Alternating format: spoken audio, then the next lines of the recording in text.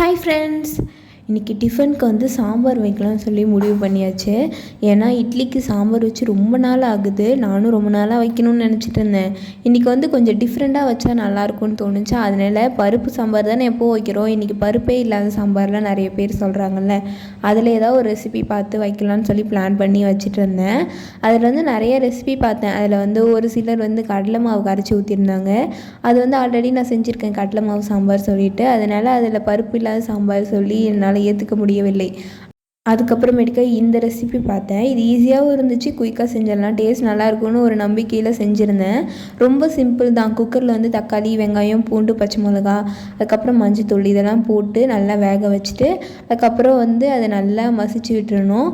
அதுக்கப்புறம் ஒரு கடாயில் எண்ணெய் ஊற்றி அதுக்கு தாளிப்புலாம் கொடுத்து அதை வந்து இதில் ஊற்றி கொஞ்சமாக பெருங்காயத்தூள்லாம் போட்டு கொதிச்சதுக்கப்புறமேட்டுக்கா கொஞ்சமாக இட்லி மாவு இருக்குல்ல, அதை வந்து அது கூட சேர்த்து கட்டிப்படாமல் நல்லா கலரி விட்டு கொதிச்சதுக்கப்புறம் கொத்தமல்லி தூவி இறக்குனா அவ்வளோதான். சூப்பரான பருப்பே இல்லாத சாம்பார் ரெடி சொல்லியிருந்தாங்களா. இது ரொம்ப ஈஸியாக இருந்துச்சு.